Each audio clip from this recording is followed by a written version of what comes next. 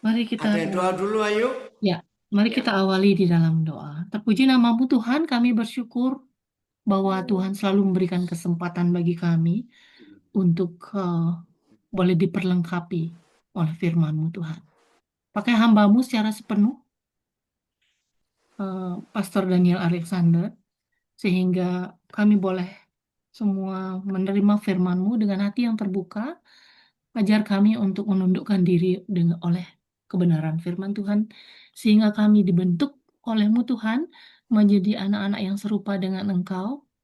Kami boleh menjadi berkat bagi banyak orang ketika Tuhan memperlengkapi kami dengan firman-Mu. Terima kasih Tuhan, berkati juga saudara-saudara kami yang mungkin tidak hadir ataupun yang akan hadir, supaya Tuhan juga persiapkan hati mereka untuk menerima firman Tuhan.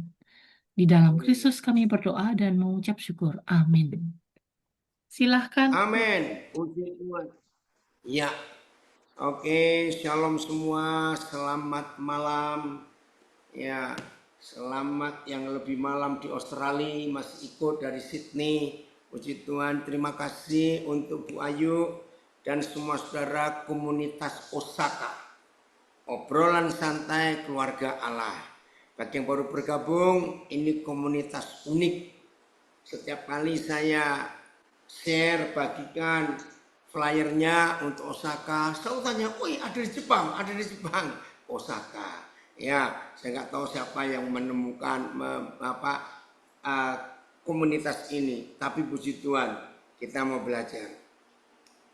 Saudara, sebelum kita baca dari Injil Lukas pasal 16 tentang setia dari hal-hal kecil, mari kita renungkan dulu bagian ini. Saudara, Alkitab, ya Alkitab, memang ini kitab suci agama Kristen termasuk Katolik. Tapi kalau kita meneliti dari pandangan Tuhan dan dari hati Tuhan, maka Alkitab ini tidak hanya milik orang Kristen, tidak. Ini berlaku untuk semua umat manusia. Apalagi topik yang kita bahas sekarang tentang setia, jujur pada hal-hal kecil. Wah, ini universal. Nanti kalau sempat saya akan tunjukkan, saya akan berikan bukti beberapa fakta yang ada di dalam Alkitab itu yang masih relevan sampai hari ini. Nanti saya akan tunjukkan ya, tergantung waktunya. Maaf, buku-buku yang lain termasuk buku agama apa saja, ternyata ada cukup banyak bukti itu nggak relevan untuk zaman sekarang. Ya, bahkan berapa kali kalau saudara ngikuti kita belajar bersama, salah satu yang tidak bisa disangkal oleh siapapun juga, satu-satunya buku yang kata waktunya present tense hari ini itu cuma yang disebut the Bible atau Alkitab. Saudara, semua buku, sehebat apa buku itu, ya, tetap adalah sejarah. Nah, salah satu yang membuktikan betapa Alkitab ini adalah kebenaran, jadi tidak ada buku lain di dunia yang disebut kebenaran kecuali Alkitab. Salah satunya. Tapi ini fakta. Saudara, satu-satunya buku yang pernah dicetak oleh manusia dan ada tulisan atau kata pada hari ini. Ya, itu ternyata hanya Alkitab. Jadi bagi yang baru tahu hari ini, kalau saudara baca Alkitab, lalu ada kalimat pada hari ini. Daud berkata kepada Goliat pada hari ini. Saudara, berapa kali Yahweh Tuhan kita berfirman pada hari ini? Apabila engkau mendengarkan suara Yahweh Tuhanmu pada hari ini. Nah, buku lain itu pasti ditulis pada masa itu. Nanti pada zaman dahulu. Enggak ada yang dituliskan present tense pada hari ini. Ini hebatnya Alkitab. Berarti ini bukti selalu up to date, relevan, tidak kuno, tidak kaku, tapi selalu bergerak terus mengikuti. Wih, luar biasa. Wih, anak saya Leon, artis hebat. Terima kasih nak kamu gabung. Nah, ini bukti. Nah, sekarang kita akan lihat 3 ayat dari Injil Lukas pasal 16 ayat 10, 11, 12 yang relevan, yang masih terpakai dan masih terbukti dan masih bisa digunakan oleh seluruh bangsa di dunia. Ya, zaman berkembang luar biasa, teknologi hebat. Tetapi 3 hukum, 3 peraturan, 3 tulisan ini tetap berlaku sampai hari ini. Oke, dunia kita dibagi dengan 2 waktu, ya, yang internasional, SM sebelum Masehi dan M tahun Masehi. Nah, sebelum Masehi itu disebut dalam bahasa Inggrisnya BC, before Christ. Ya, terus dalam bahasa Latinnya BC itu sebelum Kristus, lalu AD, BC, dan AD. Nah, AD itu diakui dalam bahasa Latin Anno Domini. Anno itu tahun, Domini itu Tuhan. Jadi AD ya dalam kependekan untuk tahun Masehi disebut Anno Domini, tahun Tuhan kita. Nah, dunia mengakui. Percaya ataupun tidak bukan urusan kita, tapi itu yang tertulis. Nah, sebelum Kristus itu hitungannya mundur. Ya, sesudah Kristus hitungannya maju. Nah, Lukas 16 ini tahun Masehi karena Tuhan Yesus yang berfirman. Nah, nanti kita akan lihat bukti bagaimana sebelum Kristus, sebelum Masehi ada tulisan-tulisan yang relevan yang bisa terpakai sampai hari ini. Ayo kita lihat Lukas 16 ayat 10, 11, 12 secara singkat dulu, baru nanti kita akan belajar. Lukas 16, 10, 11, 12. Oke. Barang siapa setia dalam perkara-perkara kecil, ia juga setia dalam perkara-perkara besar. Dan barang siapa tidak benar dalam perkara-perkara kecil, ia tidak benar juga dalam perkara-perkara besar. Langsung TSI-nya, Filipus, TSI-nya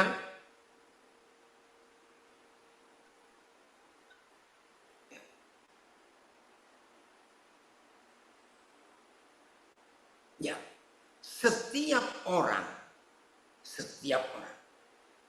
yang bisa dipercaya dalam hal-hal kecil juga akan bisa dipercaya dalam hal-hal besar. Dan setiap orang yang tidak jujur dalam hal-hal kecil juga tidak akan jujur dalam hal-hal besar. BIS. Orang yang bisa dipercayai Ya, dalam hal-hal kecil bisa dipercayai juga dalam hal-hal besar. Tetapi orang yang tidak bisa dipercayai dalam hal-hal kecil tidak bisa dipercayai juga dalam hal-hal besar. Saya tidak tahu mulai tahun berapa di dalam tes kepribadian untuk diterima di pekerjaan apa saja ada istilah psikotes. Ya, psikotes pasti masih ingat. Betul lagi. Turun lah. Itu kira-kira tahun 70-an atau 80-an. Minum, tidak makan sate, tidak Siapa minum. ini tolong di-mute? Halo, siapa ini tolong dimatikan? Ya. Ya, oke. Nah, tolong kalau ada yang tahu beritahu saya mulai tahun berapa dunia mewajibkan untuk masuk kerja, bahkan kelembagaan dunia, ya, penerimaan pegawai, ya, calon-calon apa tentara, polisi, oh itu wajib psikotes. Nah, tujuan psikotes itu cuma satu. Kalau saya pakai istilah umum, di psikotes itu banyak jebakan. Dengarkan, di psikotes itu banyak jebakan. Nah, jebakannya apa? Justru psikotes itu, maka itu yang buat itu saya kagum. Kok bisa ada orang bisa kepikir hal-hal tersembunyi, hal-hal kecil di psikotes itu. Orang yang tidak jujur akan ketahuan. Orang yang tidak teliti akan ketahuan. Jadi psikotes itu bukan jerat atau bukan jebakan. Justru orang itu disadarkan akan kekurangan-kekurangannya. Jadi psikotes itu bagus sekali. Nah, di dalam psikotes itu, saudara, diperlukan ketelitian. Ya, ketelitian. Maka itu sampai hari ini dunia tidak bisa mengingkari bahwa seseorang itu akan berhasil atau gagal ketika terbukti ada orang-orang tertentu yang enggak teliti. Ya. Nah, kalau dijabarkan kata tidak teliti adalah merendahkan, meremehkan hal-hal sepele. Padahal itu penting. Wih, untuk tes apa saja. Makasih ya, ini yang tadi kirim makanan. Ya. Tes apa saja, di perusahaan apa saja, ketelitian ini mutlak. Bahkan ada orang yang punya gelar hebat sekali. Ya, kuliah di universitas bergengsi. Lulusnya cum laude, bahkan summa cum laude. Tapi ketika psikotes, orang ini ketahuan tidak teliti dan tidak jujur. Gagal dia.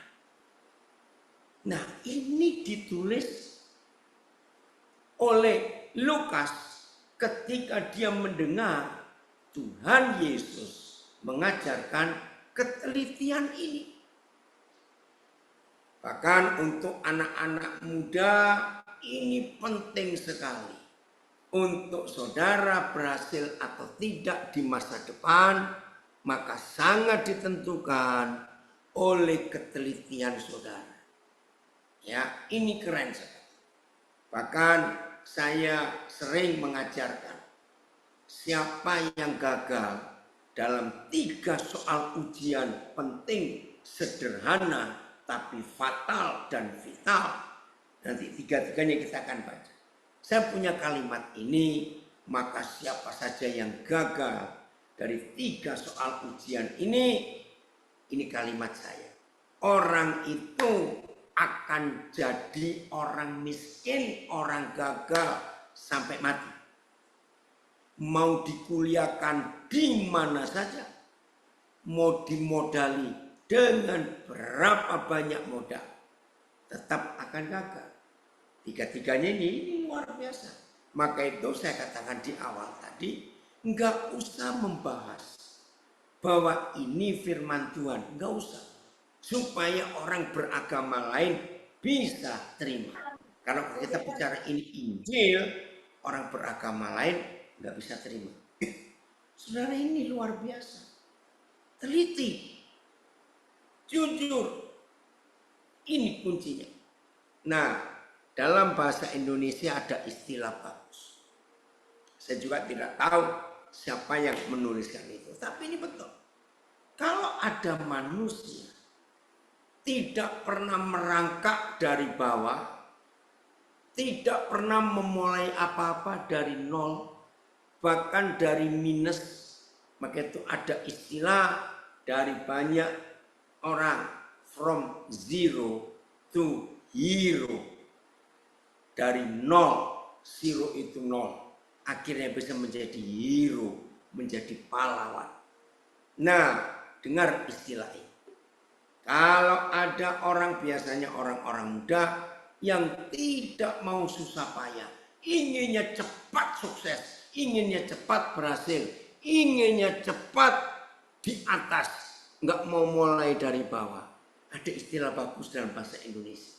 Siapa saja yang ingin memulai apa saja dari atas, tidak mau memulai dari bawah, perhatikan, siapa saja yang ingin memulai apa saja, tidak dari nol atau dari minus, tapi mulai dari atas, maka ada istilah dalam bahasa Indonesia bagus. Maka orang itu sedang menggali kuburan untuk dirinya sendiri. Loh, kok bisa? Karena satu-satunya pekerjaan yang dimulai dari atas, satu-satunya pekerjaan yang dimulai dari atas hanya penggali kuburan.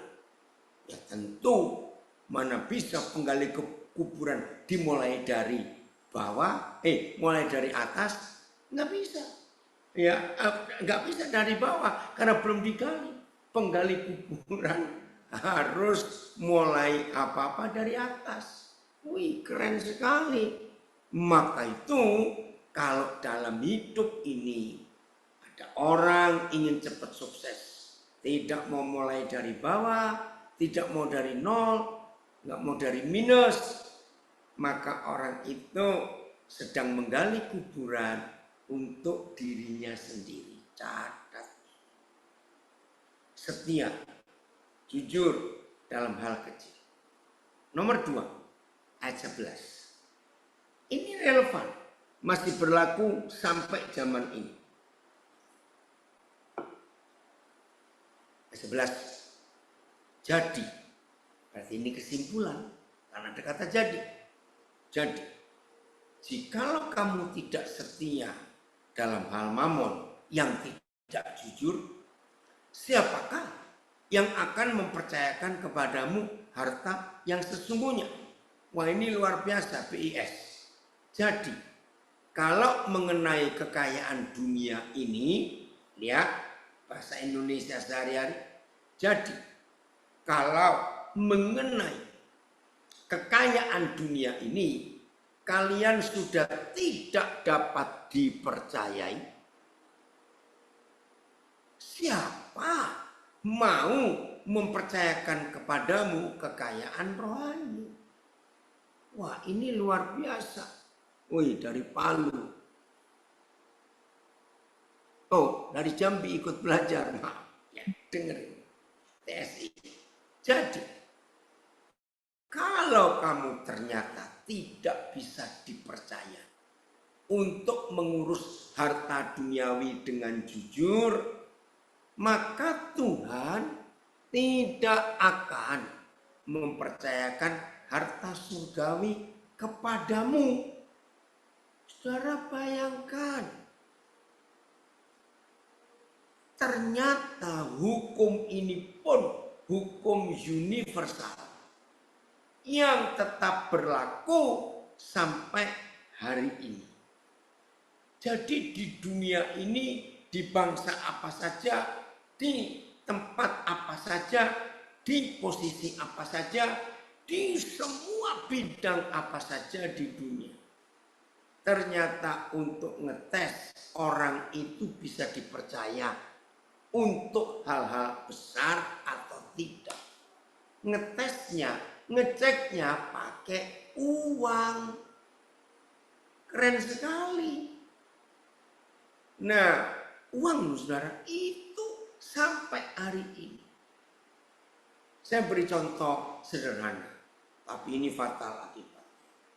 Saudara punya teman baik, si B, gitu aja. Jadi saudara dengan B ini, aduh akrab, dari kecil kenal, sudah sampai sekarang. Ini contoh. Suatu hari saudara sedang sibuk betul. Tapi saudara perlu sesuatu. Nah saudara nggak bisa pergi keluar rumah, meninggalkan kesibukan.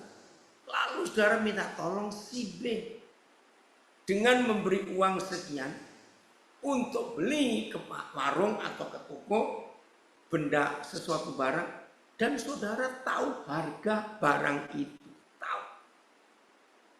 Nah teman ini si B berangkat, balik, tidak ada nota, nggak apa-apa, saudara tahu harganya kok. Tapi ternyata ini loh, ini ilustrasi. Ternyata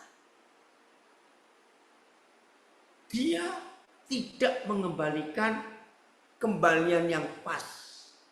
500 rupiah dia ambil. Dan dia nggak ngomong kepada saudara. Dengar ya sahabat. Nah namanya sahabat, apalagi cuma 500 rupiah kok. Saya tanya, bisakah saudara mempercayai dia selanjutnya? Sahabat, saudara nggak marah, saudara nggak nagih, tapi untuk selanjutnya sulit. Saudara mempercayai dia lagi. Iya, nah ada di mana ini? Masih di atas di Sugapa atau sudah di Nabire Duki? Kok bisa komen? Iya. Saudara 500 rupiah, nggak mungkin. Ya, perhatikan ini baik-baik. Oh, di Sugapa, berarti jaringan kuat ya, bisa ikut Zoom. Hebat Sugapa. Nah, Sugapa itu daerah konflik saudara, yang paling banyak KKB itu. Tuhan melindungi kalian ya yang ada di Sugapa. Saudara, bukankah hukum ini relevan sampai hari ini? Orang itu akan ngetes kita lewat uang, jujur atau tidak. Maaf, saya cuma cerita ini ya untuk kemuliaan Tuhan. Bulan depan tanggal 17 Juli 2025 kami yang di Nabire, yang di Manokwari akan mensyukuri 30 tahun sekolah berasrama yang dimulai dari taman kanak-kanak. Itu bulan depan tanggal 17, pas 30 tahun. Tuhan memulai dengan kami 17 Juli 1995. Puji Tuhan, dalam perjalanan waktu 30 tahun ini kami melihat kesetiaan Tuhan. Nah ini salah satu yang Tuhan uji kami untuk mengelola keuangan. Waktu kami datang ke Nabire, saya dengan istri, itu 18 Agustus 93. Nggak punya apa-apa, nggak kenal siapa-siapa. Tapi Tuhan pakai seorang anak Tuhan di Jayapura, namanya Pak Indar Totana ya. Mantan anggota Dewan Partai PDIP di Papua, sudah almarhum. Nah, Pak Indarto dipakai Tuhan untuk menyuruh kami ke Nabire. Terus terang saya menolak. Karena kerjaan di Wamena banyak. Nah saya kalau ada pekerjaan yang belum selesai, saya nggak mau ke daerah baru. Aduh nanti berat. Tapi Roh Kudus mendesak untuk saya ke sini. Ada komen dari Bogor. Kejujuran itu pahit, tapi dengan kejujuran hati akan terasa plong. Betul, ya. Luar biasa ya Leon, puji Tuhan. Ini dia. Nah saudara, ternyata Tuhan gak salah. Maka kalau Pak Endarto masih ada, saya juga sudah lama gak ketemu, istrinya di mana, anak-anak di mana. Kami sangat berterima kasih. Karena Pak Endarto tanahnya dipakai oleh Tuhan tanpa ngerti apa-apa. Dan saudara, sejak saya pindah, saya berkata saya dulu ya, sejak saya pindah ke Nabire, itu pertanyaan orang yang kenal saya dari seluruh dunia, Amerika, Kanada, Eropa, Australia, di beberapa bagian Indonesia. Kemudian kenapa Nabire? Kenapa Nabire? Saya itu kalau ditanya nggak bisa jawab. Memang karena bukan saya yang milih, Tuhan yang milih. Nah setelah 30 Juni 2023, kalau saya nggak salah, pemerintah memekarkan provinsi baru 30 Juni 2022 atau 23 salah satu saya lupa. Maka resmi Nabire menjadi ibu kota provinsi Papua Tengah. Nah setelah berjalannya waktu, saudara ini luar biasa. Dari 38 provinsi, dengar-dengar pemerintah akan mekarkan lagi, tambah lagi berapa provinsi. Salah satu contoh NTT akan jadi 5 provinsi, 3 atau 5. Salah satunya Flores akan dibagi, ya Timor juga. Nah saudara, ternyata dari 38 provinsi di Indonesia sekarang, terpujilah Tuhan, Nabire adalah ibu kota provinsi Papua Tengah. Dan secara fakta kekayaan alam, provinsi Papua Tengah yang ibu kotanya Nabire ini sekarang menjadi provinsi yang terkaya se-Indonesia. Karena pusat emasnya ada di provinsi Papua Tengah. Wih, ini luar biasa. Nah, 32 tahun yang lalu, karena waktu kami suami istri pada Nabire 18 Agustus 93, nggak tahu apa-apa. Sekarang Tuhan tunjukkan. Bahkan sejarah Papua akan tercatat. TK, Taman Kanak-kanak Bersekolah Asrama yang pertama dibangun di tanah Papua itu di Nabire. Dan kita yang dipercaya Tuhan untuk memulai. Ini anugerah Tuhan. Dan berjalan 30 tahun. Kesetiaan Tuhan luar biasa. Ayo masing-masing kita. Jadi yang pernah tidak jujur dalam hal uang, minta anugerah Tuhan untuk orang-orang bisa mempercayai kita lagi. Walaupun itu sulit. Karena begitu sekali ada yang tidak jujur dalam hal uang, maka memulihkan kepercayaan itu akan sulit. Betul nak? Siapa Yosua Lemonti? Siapa ini? Terima kasih. Nah inilah fakta dalam hidup. Uangnya dalam cerita Tiongkok kuno. Ya, ini kisah rakyat Tiongkok kuno. Zaman itu. Kalau ada mama mertua ingin nguji kejujuran mantu perempuannya zaman dulu, maka ketika mantu perempuan mau mencuci baju suaminya, maka mama mertua ini akan masukkan uang ke kantong celana suaminya tanpa sepengetahuan menantu. Nah, setelah cuci selesai, setelah dijemur, dilipat, apa reaksi menantu? Nah, dalam cerita Tiongkok kuno, kalau sampai menantu ini tidak mengembalikan dan cerita uang, mertua pun nggak minta, langsung ketahuan bahwa mantu ini tidak jujur dalam hal uang. Nah, jadi relevan bukan sampai hari ini setelah psikotes ujian hal-hal kecil, maka Tuhan uji kita dengan uang. Yang ketiga ayat 12. Kita lihat ayat 12. Apalagi yang Tuhan pakai untuk menguji, ya, setelah dengan uang, apalagi luar biasa. Dan jikalau kamu tidak setia dalam harta orang lain, siapakah yang akan menyerahkan hartamu sendiri kepadamu? Ini unik ujian ini.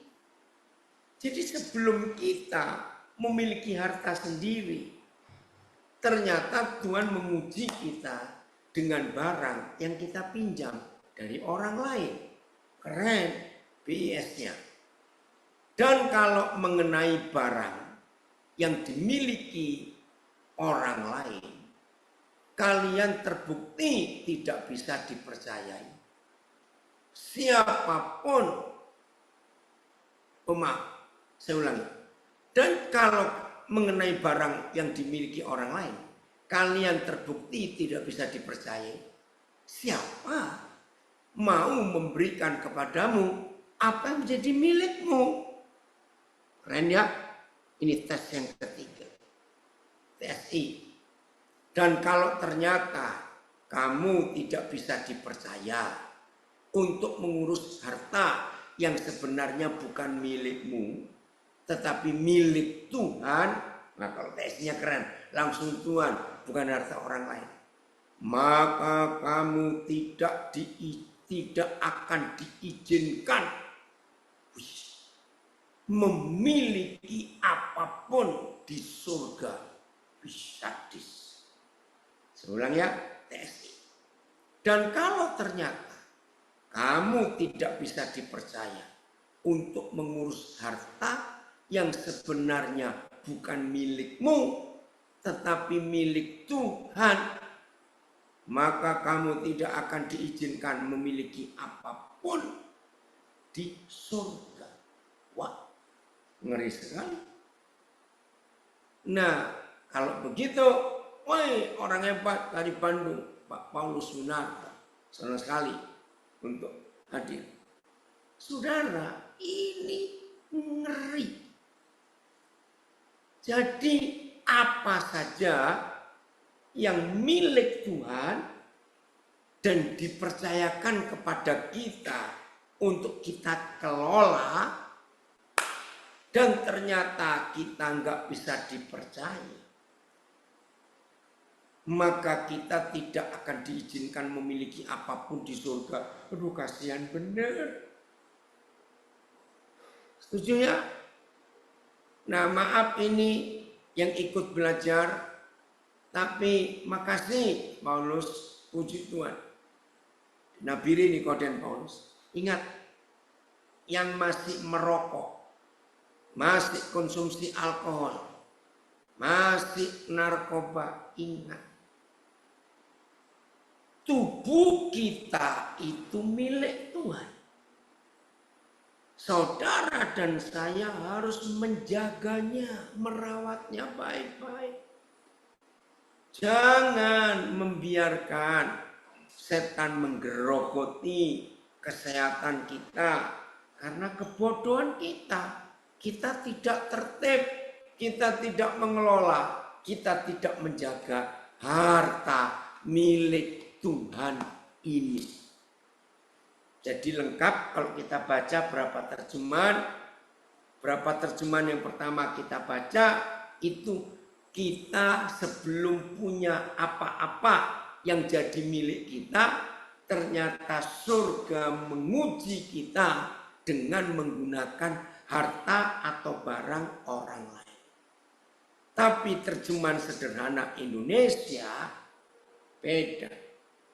Kalau kita tidak bisa dipercaya untuk mengurus, untuk menjaga, untuk mengelola, memanage miliknya Tuhan, maka kita nggak pernah akan dapat apa-apa, nggak punya milik apa-apa di surga. Waduh, nggak enak sekali. Walaupun masuk surga, tapi nggak punya apa-apa. Nah, saudara, lihat 3 hal ini. 1, ujian, tes, perkara kecil, sepele. Teliti tidak. 2, ujian tentang uang. Jujur tidak. Yang ketiga, harta milik orang lain. Saya selalu mengingatkan banyak orang. Aneh. Ada kecenderungan. Ya, saya itu pernah menyelidiki kecenderungan ini. Lucu. Gak ketemu jawabannya. Tapi ini dia. Kalau ada yang pernah ngalami ini, bertobat hari ini. Dan kalau perlu saudara balik ke pemilik rumah. Ini. Ternyata manusia ini aneh. Bukan cuma aneh, kurang ajar. Bukan cuma kurang ajar, jahat. Hampir semua orang, ya walaupun tidak semua, tapi hampir semua orang. Saudara perhatikan. Kalau mau keluar dari rumah yang disewanya, dari rumah yang dikontraknya, ini mengapa orang itu cenderung merusak rumah atau tempat yang mereka tempati. Ya, dengar. Entah itu kontrak, entah itu sewa, entah itu pinjam. Kira-kira ada yang pernah tahu nggak? Itu saya itu meneliti sampai hari ini. Belum ketemu jawabannya. Tapi hampir semua orang. Ayo, yang senyum-senyum ini mungkin. Yang pernah mengalami, maaf, bertobat. Nah, supaya saudara tidak menjadi miskin sampai mati, tolong cari, kirim WhatsApp atau berita kepada pemilik rumah yang saudara pernah sewa atau pinjam. Tapi ketika mau keluar saudara merusak, bertobat. Wah, ini dari Brisbane komen, nggak mau rugi. Bukan nggak mau rugi, itu jahat. Maka itu tidak ada tulisan manapun di dunia selain Injil Lukas 16, 10, 11, 12 yang mengajarkan kita untuk hidup luar biasa. Jadi sekarang saudara ngerti apa yang saya katakan di awal. Kalau ada yang gagal dengan 3 soal ujian ini, dan 3 soal ini adalah universal, berlaku sampai hari ini, tes apa saja, mau kerja di mana saja, mau bisnis apa saja. Woi, Don, apa kabar? Salam buat istrimu ya. Ini luar biasa. Orang itu akan jadi calon orang miskin sampai mati. Ngeri. Ayo kita bertobat. Karena ngerti maksud saya tadi, bahwa Alkitab ini bukan sekedar kitab suci agama, tidak. Tapi Alkitab ini adalah manual kehidupan. Manual kehidupan. Enggak peduli orang itu ateis atau komunis yang enggak mau percaya Tuhan. Tapi kalau orang itu mentaati yang tertulis di buku kebenaran ini, maka orang itu otomatis akan sukses. Luar biasa bukan? Itu sederhana. Nah, ini relevannya. Betapa luar biasanya Tuhan kita. Tolong nanti siapkan pertanyaannya, kita diskusi. Itu akan menyenangkan sekali. Nah, ini bukti yang lain. Tentang sanitasi. Saudara, ngerti itu kata sanitasi? Tempat pembuangan. Saudara bayangkan, apa ya? Bahasa Indonesianya sanitasi itu apa ya? Ada yang bisa menolong saya enggak? Ya, sanitasi. Saudara, tulisan tertua, bukan kakus, ya lebih dari kakus, ya lebih, ya. Ternyata tulisan tertua yang pernah ditemukan oleh manusia, ya, ternyata tulisan Musa.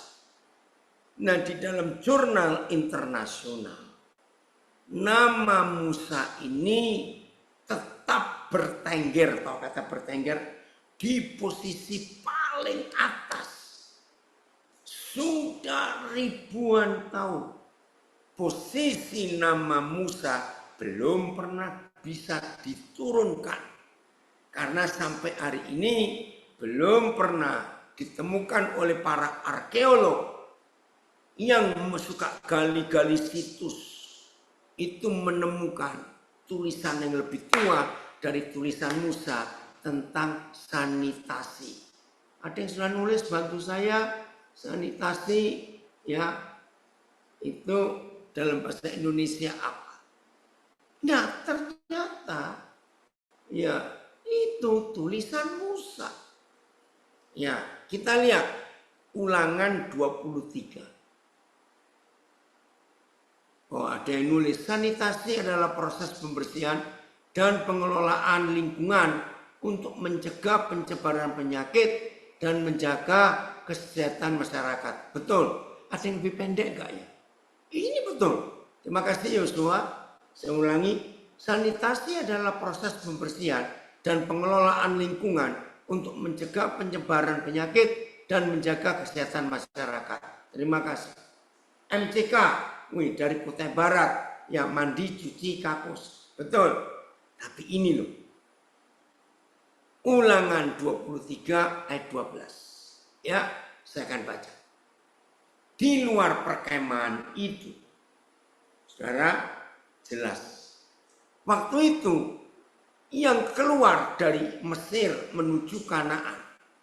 Oh, itu menurut Kamus Besar Bahasa Indonesia.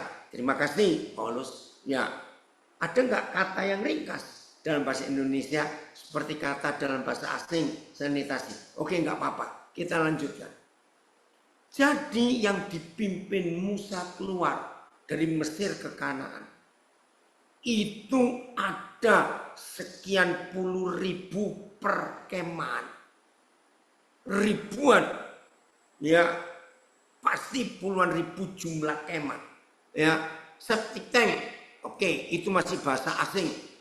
Tapi iya, septic, ya, kotoran, tank, tangki.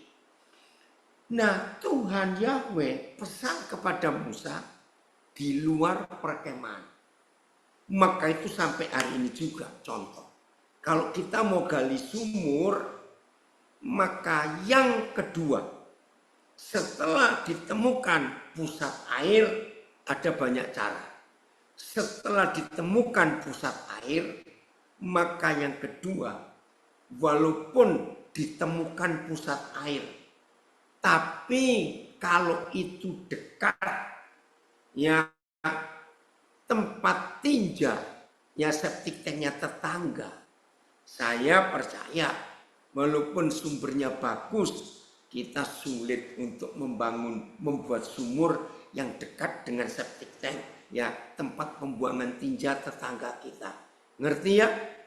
Maka itu Yahweh Tuhan, Elohim Adonai kita, berpesan di luar perkemahan, jadi jauh dari tempat tinggal, haruslah ada bagimu suatu tempat di mana engkau pergi untuk BAB, buang air besar.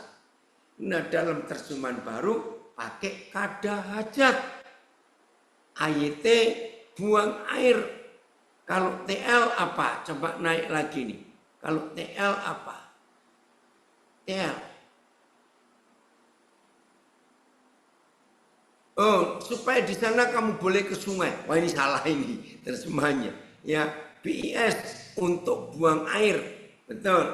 TSI, ayo TSI-nya apa? Naik lagi. Tempat untuk membuang air besar. Nah, jadi kadang hajat itu bahasa Melayu. Ya, ini dia. Nah, terima kasih Paulus. Ada komen. Lambang farmasi sampai sekarang adalah tiang ular tembaga. Betul. Saudara masih ingat nggak? Lambang farmasi pasti ada ular, ya, tembaga. Nah, itu ternyata diambil dari kisah kitab Bilangan. Bilangan yang kok salah waktu itu. Wah, oh ini ada tambahan arti sanitasi dari Bogor. Kebersihan dan kesehatan lingkungan. Terima kasih, sanitasi. Saudara, ini luar biasa. Harus keluar jauh dari perumahan perkemahan. Ayat 13. Masih Ulangan 23. Ayat 13. Ayo.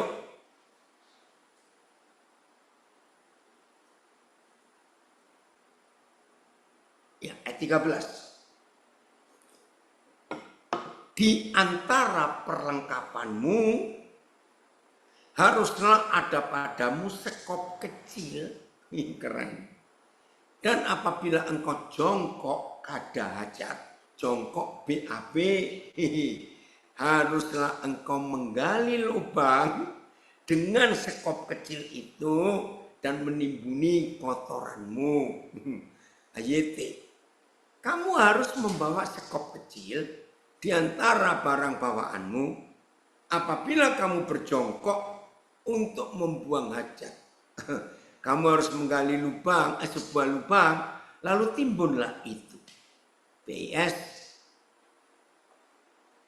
Kalau mau ke sana, PS-nya, kalau mau ke sana, bawalah selain perlengkapanmu juga sepotong kayu untuk menggali lubang, tempat membuang hajat, dan untuk menimbuninya.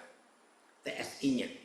Setiap orang di antara kalian harus membawa sekop kecil sebagai perlengkapan supaya bisa menggali lubang dan membuang air besar di situ.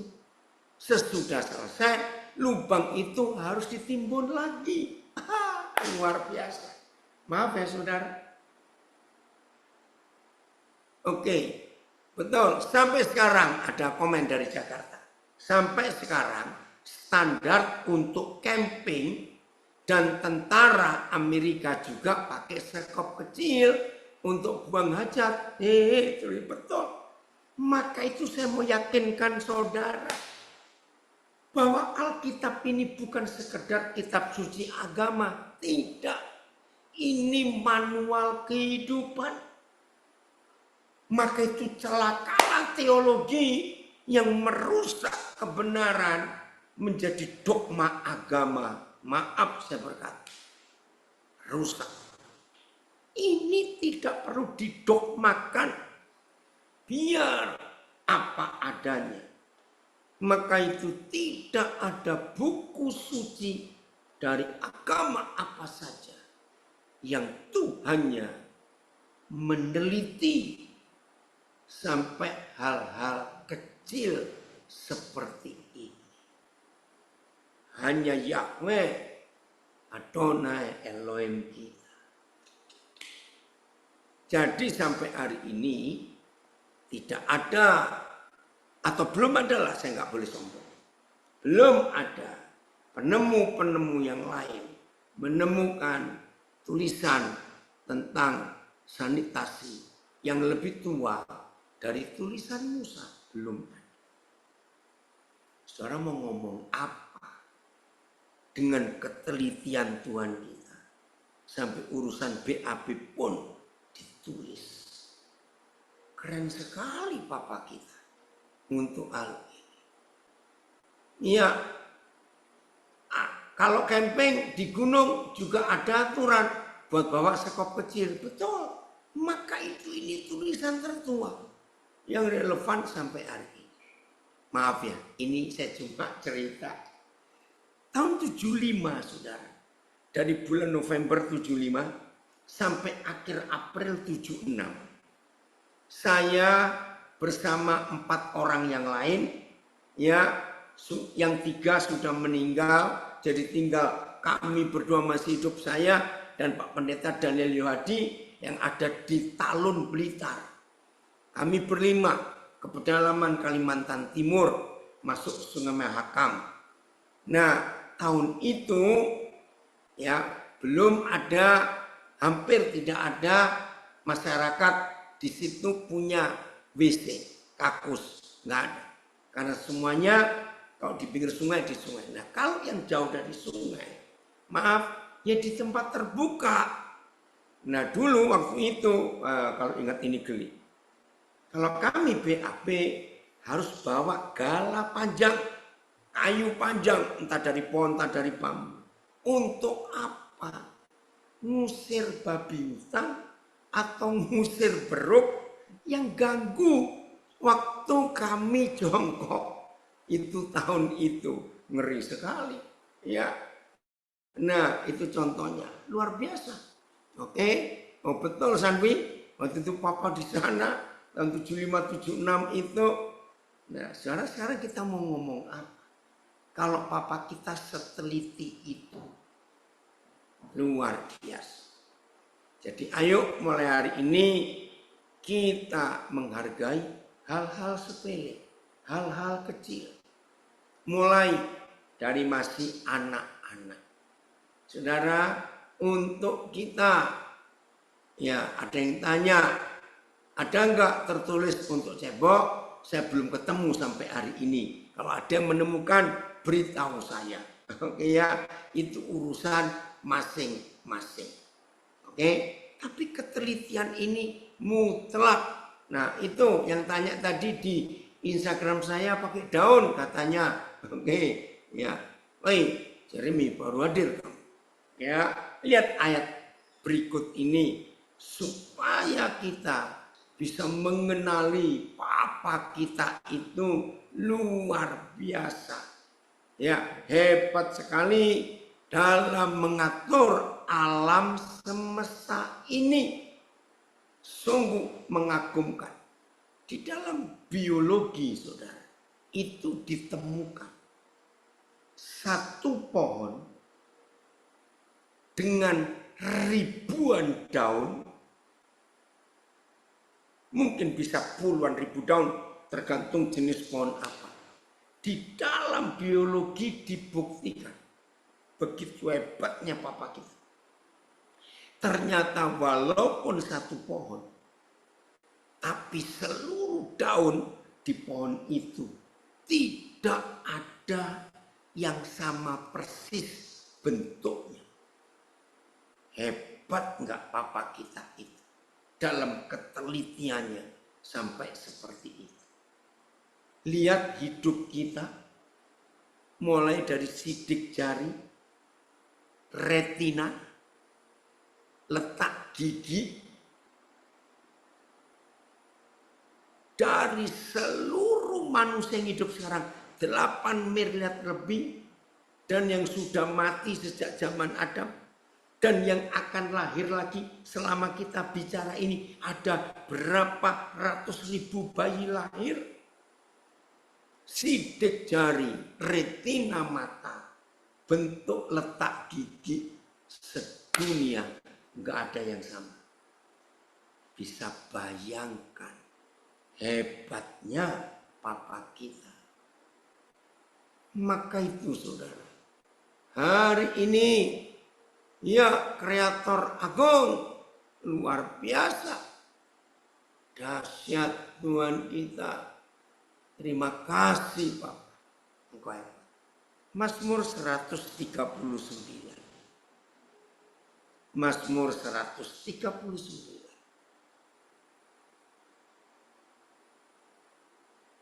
Ayat yang ke-14 mulai. Mazmur 139 mulai ayat 14. Woi, siapun yang taperan niau. Ayat 14. Ayo kita lihat. Terima kasih Papa, Engkau seteliti itu, sejelas itu. Ayat 14. Aku bersyukur kepadamu oleh karena kejadianku dahsyat dan ajaib. Ajaib apa yang kau buat, dan jiwaku benar-benar menyadarinya. Saudara, satu ayat ini, ya, satu ayat ini, Mazmur 139 ayat 14. Saudara, kalau ini dibuka dengan ilmu pengetahuan, baik itu biologi maupun tentang syaraf, tentang apa saja, medis, ini ayat nggak habis-habis dibahas. Maka itu makin canggih ilmu pengetahuan, makin kagum kita melihat ketika sebuah sel yang namanya sel telur dari mama kita bertemu dengan satu sel yang namanya sperma. Renungkan. Sekecil apa? Mata nggak lihat. Sel telur dari mama kita lalu dibuai oleh sperma dari papa kita. Lalu jadi satu sel. Dari satu sel dalam hitungan secepat itu pecah jadi 2 sel. Dalam hitungan sepersekian detik jadi 4 sel.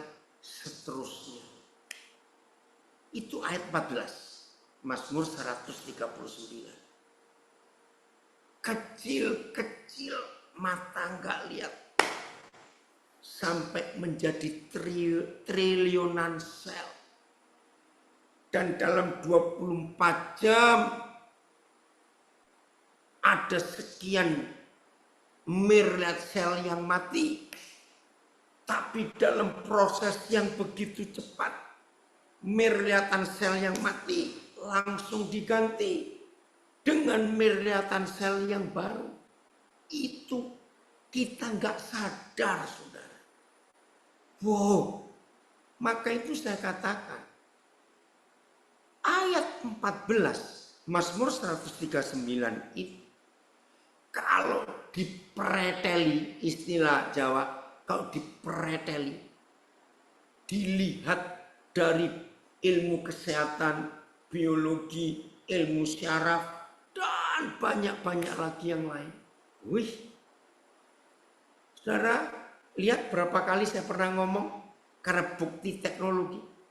Jadi, begitu sperma masuk ke sel telur, ternyata saudara, ada ledakan sinar, ada cahaya. Itu baru ditemukan 2 tahun belakangan ini. Bayangkan, baru di tahun ini. Begitu tahun Masehi.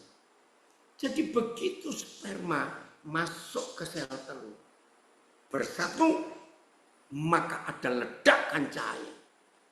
Dan itulah roh Tuhan yang tertulis di Kejadian 2 ayat 7. Lalu Yahweh Tuhan mengembusi manusia dengan rohnya. Oh, manusia punya roh. Hebat sekali. Jadi lagi sekali Mazmur 139 ayat 20 ayat 14 ini ya siakunya ya. Ini luar biasa Papa kita. Ayat 15. Jadi renungkan, ajaib, ada jantung, paru-paru, pankreas, aduh semuanya itu hebat. Tulang-tulangku tidak terlindung bagimu ketika aku dijadikan di tempat yang tersembunyi. Dan aku direkam di bagian-bagian bumi yang paling bawah. Sama kalau ayat ini dipreteli, kalau ayat ini dikupas dengan ilmu pengetahuan sesuai bidangnya, wih saudara, nggak habis-habis. Bayangkan papa kita sehebat itu. Ketelitiannya luar biasa. Ayo mau apa kita sekarang? Tulang-tulang kita nggak terlindung. Nah sekarang kita lihat. Sinar X baru ditemukan di akhir abad 19, awal abad 20 oleh orang Jerman namanya Ronsen. Maka itu sinar Ronsen.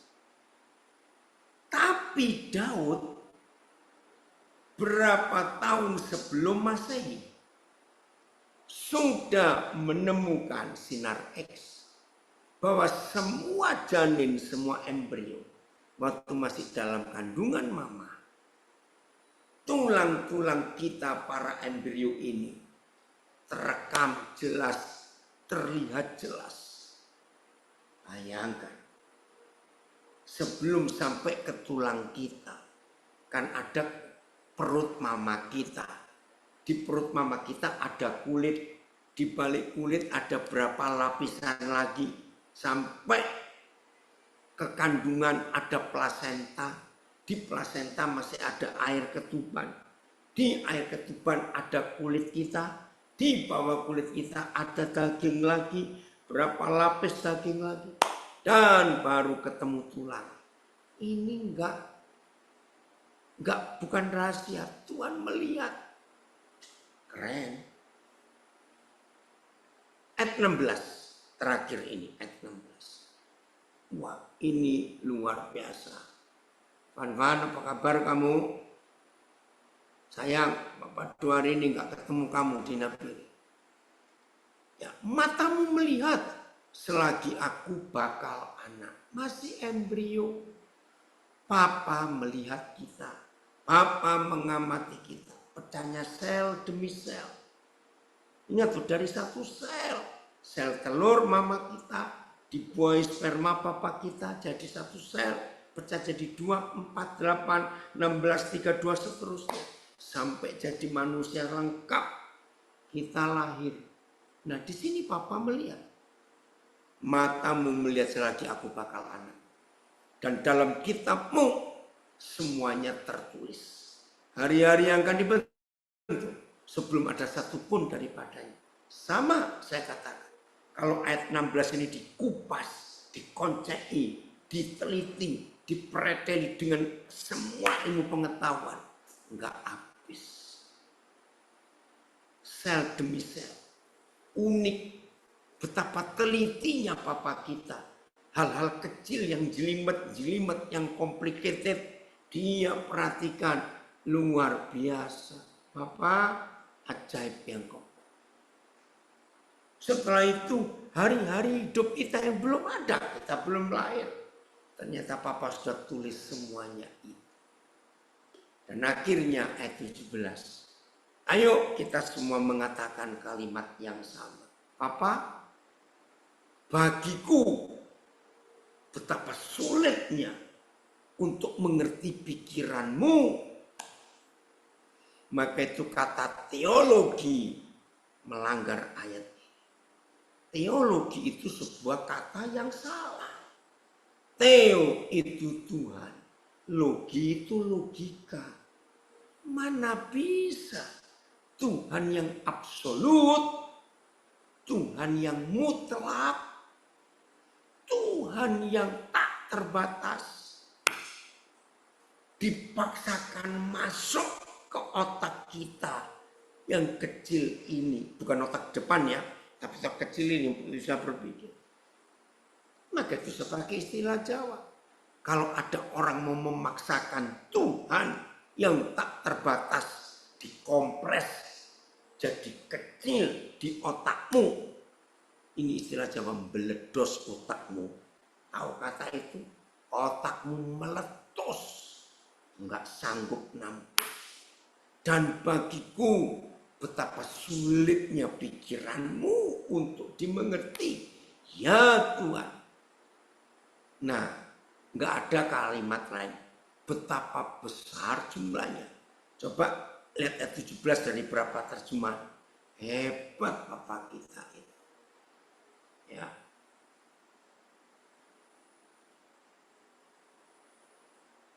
Tuh, dari Amerika ada kesaksian. Kami dulu kontrak. Saya lihat suamiku selalu perbaiki yang rusak sebelum kami tinggalkan. Bahkan dia cat ulang. Nah, ini yang benar. Harus begitu. Oke. Ayat. Betapa berharganya pikiran-pikiranmu bagiku ya Tuhan. Betapa besar jumlahnya. Enggak kehitung. PS. Betapa sulitnya pikiranmu bagiku ya Tuhan. Dan betapa banyak jumlahnya, bahkan tak terbatas. Ya. Dari Bandung ada komen.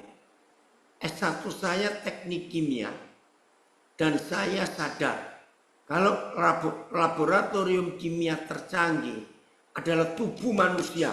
Betul, ini laboratorium tercanggih, tubuh manusia. Menarik nafas, masuk oksigen. Menghembuskan nafas, keluar karbon dioksida. Betul. Bayangkan ya. Kalau ada manusia mau buat pabrik CO2, karbon dioksida. Tapi bahan bakunya itu O2, oksigen. Itu perlu berapa miliar biayanya untuk buat pabrik penghasil CO2 dan bahan bakunya itu oksigen. Tapi Papa membuat pabrik CO2 di tubuh kita. Bahan bakunya dari udara. Hebat. FAJ, terima kasih. Yahweh, sungguh indah dan menyenangkan bahwa Engkau selalu memikirkan aku. Aduh. Ya, terima kasih Papa selalu memikirkan kita. Saya ulangi ya, FAY. Yahweh, sungguh indah dan menyenangkan bahwa Engkau selalu memikirkan aku. Terima kasih Tuhan. Tidak terhitung betapa seringnya pikiranmu tertuju kepadaku. Wow, manis sekali. Dan ketika aku bangun pada pagi hari, Engkau masih juga memikirkan aku. Wih, manis sekali ini terjemahan firman Allah yang hidup. Saya baca lagi ya, terima kasih Bapak. Kami terharu loh Bapak. Segitunya Bapak terhadap kami, terima kasih. Yahweh, sungguh indah dan menyenangkan bahwa Engkau selalu memikirkan aku. Weh, keren. Tidak terhitung betapa seringnya pikiranmu tertuju kepadaku. Dan ketika aku bangun pada pagi hari, Engkau masih juga memikirkan aku. Aduh, manis sekali. Saya mau foto dulu ini ya. Oh, keren betul. Firman ini saudara. Ayo kita mulai hari ini sungguh-sungguh serius memperhatikan ini. Ya, jadi mulai hari ini ayo siapapun kita mulai serius ya untuk hidup di dalam kebenaran yang luar biasa ini. Terima kasih Bapak untuk kasih setiamu yang luar biasa itu. Haleluya. Oke. Ada yang mau tanya? Ayo, bagaimana? Ya. Ada yang komen? Wih, Terima kasih Kodan. ada komen panjang sekali. Ya, oke sebentar. Saya mau baca komen ini di Zoom. Nafas atau roh hidup. Alkitab seringkali berbicara tentang nafas hidup yang diberikan Tuhan kepada manusia. Kejadian 2 ayat 7. Dan makhluk hidup lainnya, nafas ini secara tidak beda. Makhluk hidup lain nggak punya nafas hidup ini. Ini roh. Binatang tidak punya roh. Beda ya. Maka itu saya katakan. Kalau tidak ada Kejadian 2 ayat 7, maka manusia nggak beda dengan hewan. Karena bahan baku fisik kita, ya itu sama persis dengan bahan baku hewan dari tanah. Tapi roh masuk ke kita. Nafas ini secara tidak langsung merujuk pada proses pernapasan yang membutuhkan oksigen, udara, angin. Ada banyak sebutan tentang udara atau angin yang melambangkan keberadaan atmosfer bumi yang tentu saja mengandung oksigen sebagai komponen penting.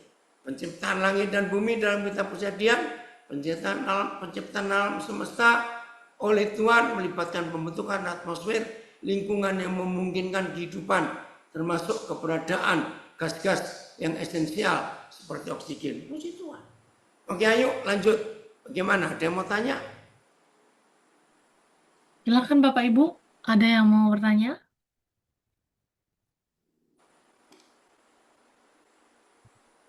Ayo, ada enggak? Hmm. Kalau tidak apa-apa. Karena besok pagi subuh jam 5 WIB ada Zoom lagi saya. Ya. Ayo, silakan yang mau tanya, diskusi atau saudara nyampaikan sesuatu. Oh, ada yang tanya. Barusan firman di kitab pasal ayat berapa? Firman Allah yang hidup di Mazmur 139 ayat yang ke-16. Ya minta izin lah nak, seharusnya masa kamu kerja terus, ini anak saya bilang, karena kekurangan tenaga. Ada? Ayo.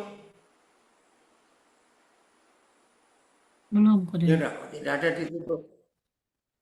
Oh iya ada? Silakan Bapak.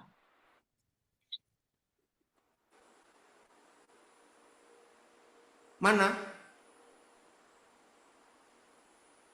Halo, siapa tadi? Kok hilang? Tidak ada ya? Pak Yos, silakan. Ada satu Koden, Pak Yos. Oh iya, silakan. Silakan Pak Yos.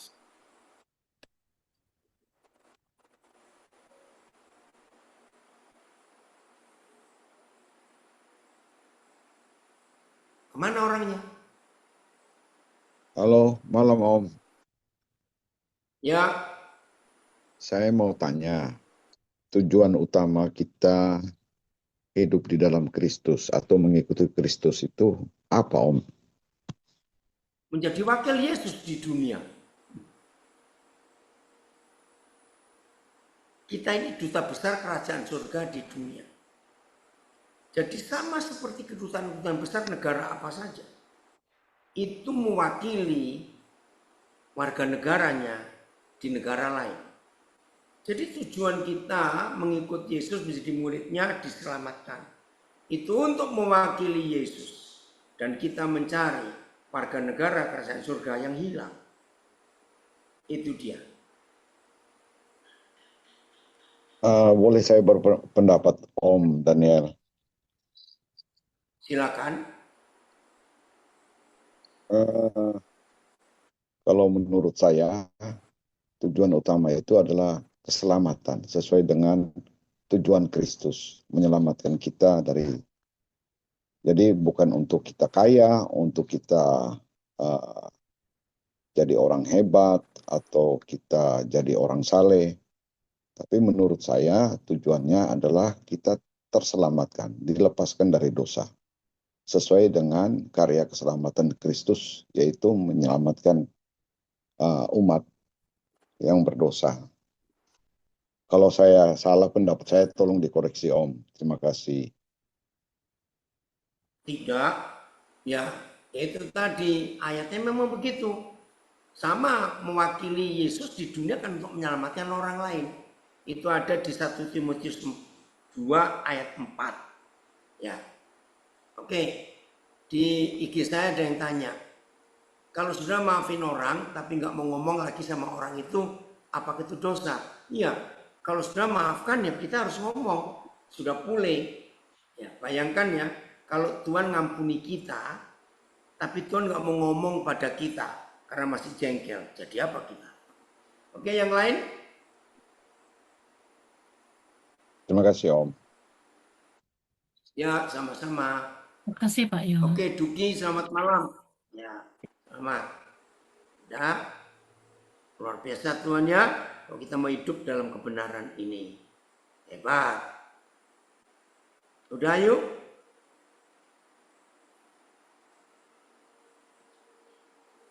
Baik.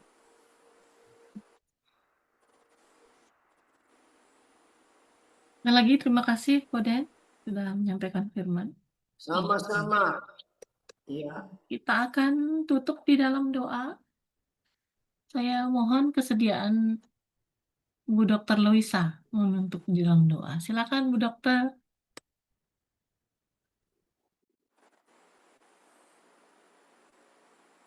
Terima kasih Koden untuk firman-Nya. Puji Tuhan. haleluya. Haleluya. Sekarang di mana ini? Dokter Luisa di mana ini? Karena keliling terus. Iya. Nanti awal bulan mau ke Papua. Ini masih di Jakarta. Papuanya di mana? Itu yang doa itu ada seminar yang ada temu doa itu. Nanti saya kirim di Oh iya, di oke. Jayapura sana sekitar sana. Saya WA ke Bapak Daniel. Ya kok. Iya, iya. Terima kasih banyak. Terima kasih banyak. Mari kita berdoa. Kita tutup. Bapa di surga, kami bersyukur untuk malam hari ini.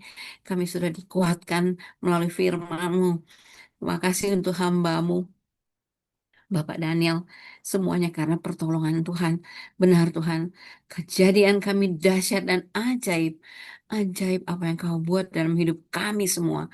Firman-Mu ini terus memberikan kami kekuatan yang baru, memberikan kami pengertian yang baru bahwa kami harus terus bersyukur, berterima kasih Bapa Amin. untuk hidup yang Kau anugerahkan ini. Biarlah Tuhan akan pakai kami selama Tuhan inginkan kami hidup di dunia ini untuk terus melayani Engkau Tuhan dengan profesi kami masing-masing. Terima kasih Tuhan, meteraikanlah firman-Mu ini dalam hati kami semua dan kami tidak izinkan dirampas oleh si jahat. Dalam nama Tuhan Yesus, kami bersyukur dan kami menyerahkan pelayanan selanjutnya untuk Bapak Daniel. Tuhan terus pelihara, Tuhan berkati pelayanannya seluruh Indonesia, bahkan di seluruh dunia di mana Bapak ini melangkah.